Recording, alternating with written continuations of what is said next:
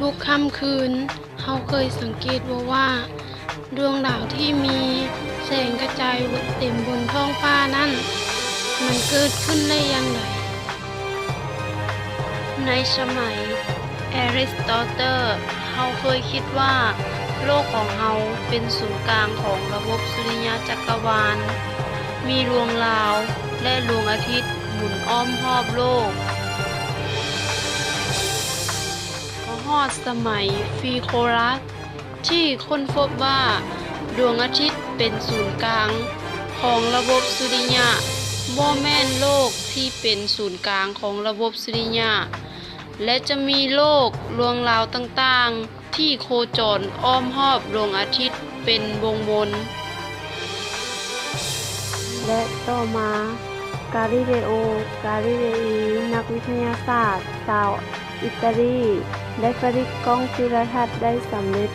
เพิ่นจึงสามารถเบิ่งวัตถุต่างๆเทิงท้องฟ้าได้และค้นพบสิ่งแปลกๆใหม่อยู่บนท้องฟ้าได้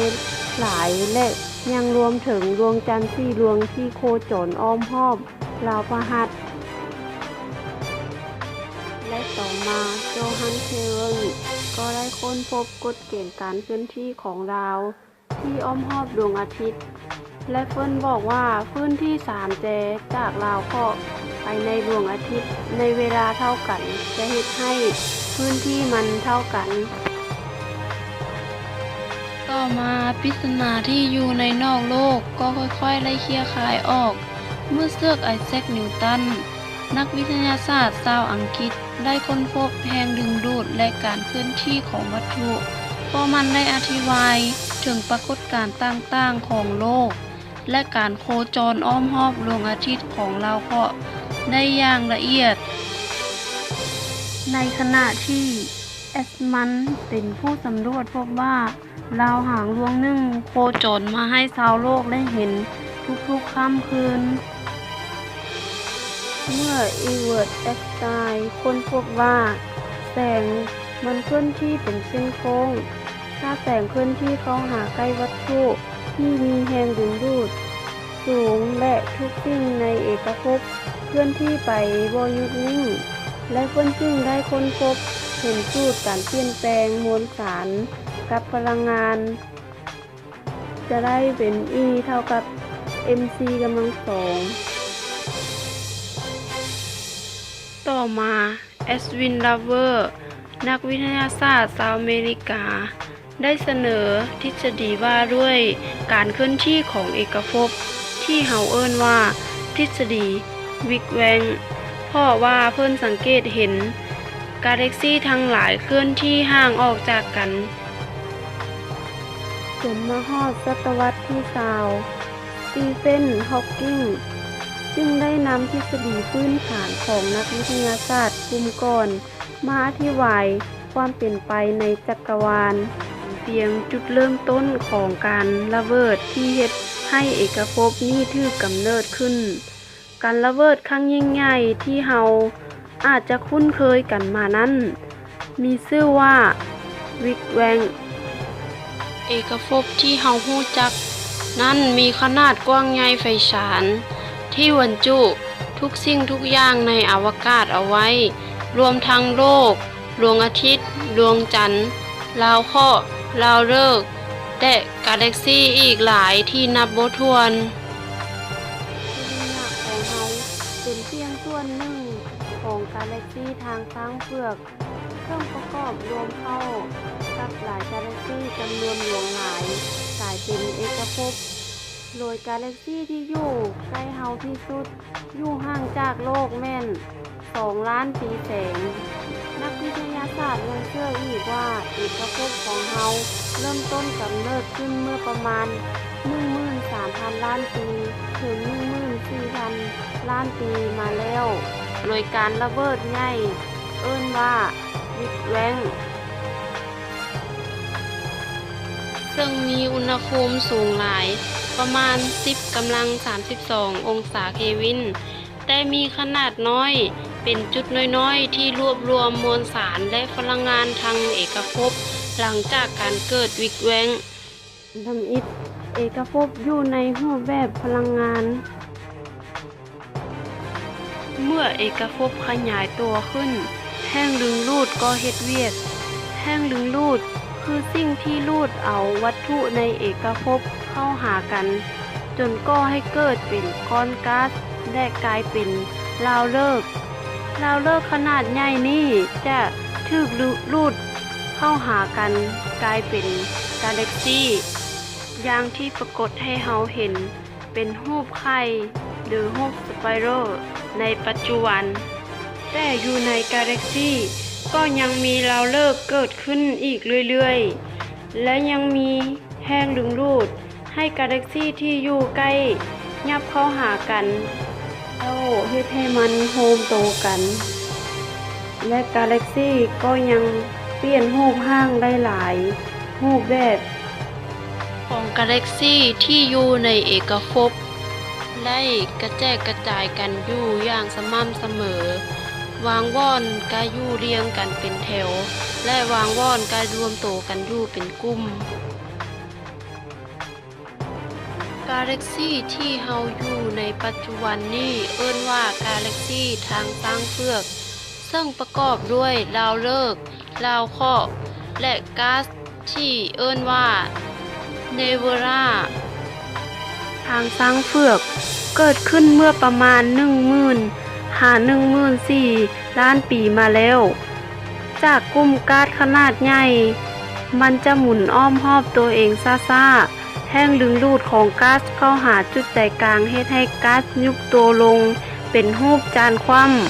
ำและจุดใจกลางของกาแล็กซี่จะมีหลุมลำอยู่วอนนั้นสังเกตเห็นว่าวัตถุหมุนอ้อมรอบศูนย์กลางของกาแล็กซี่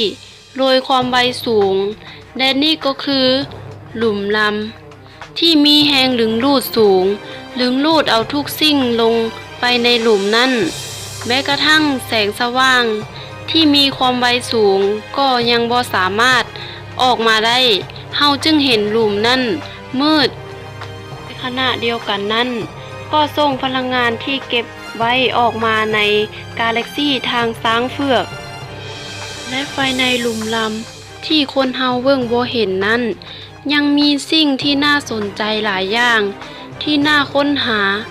ในขณะที่นักดาราศาสตร์กลุ่มหนึ่งเชื่อว่าเอกภพจะยืดตัวและขยายตัวอย่างบ่สิ้นสุดเนื่องจากกาแล็กซี่ถอยห่างกันบ่หยุดยั้งและอีกกลุ่มก็เชื่อว่ากาแล็กซี่จะหวนคืนกลับมาตามกันแล้วโฮมโตกันเป็นก้อนใหญ่อีกครั้งจนมาฮอดศตวรรษที่ 11 การค้นคว้าในเอกภพก็ได้ขยายตัวอย่างไววาและต่อมานักวิทยาศาสตร์เพิ่นก็ได้มีการจัดเรียงลำดับ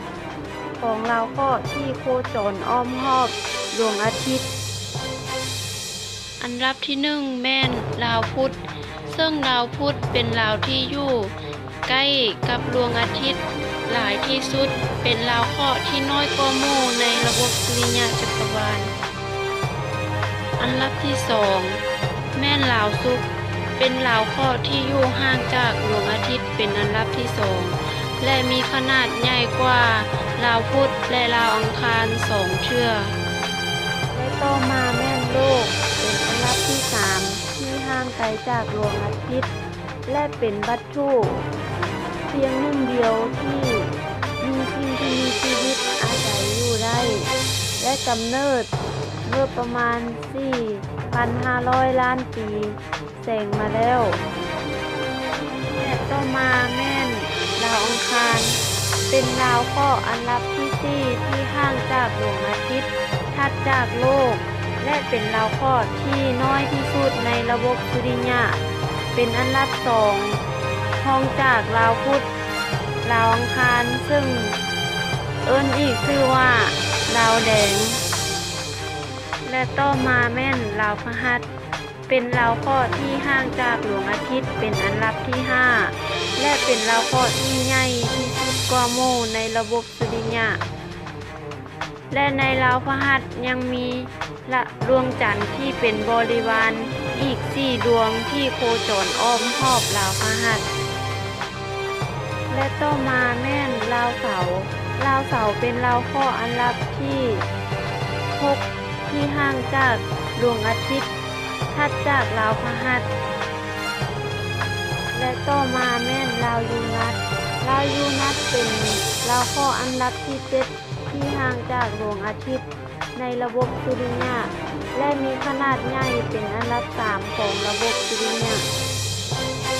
ต่อมาแม่นลาวเนปจูนเป็นลาวข้ออัน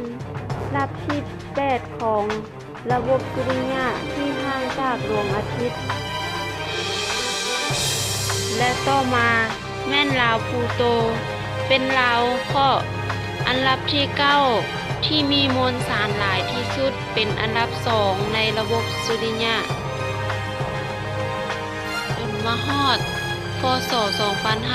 2546 นักวิทยาศาสตร์ได้ค้นพบว่าลาวเคราะห์ดวงที่10ซึ่งอยู่ห่างออกจากลาวพลูโตลาวเคราะห์ดวงที่9โดยอยู่ห่างจากโลก 15,000 ล้านกิโลเมตรและมันห่างจากดวงอาทิตย์แม่น97เทื่อของโลกปัจจุบันลาวเคราะห์ดวงนี้อยู่ในระหว่างการตั้งชื่อและมีชื่อลิ้นเอิ้นไว้ก่อนว่า 2003 UV 313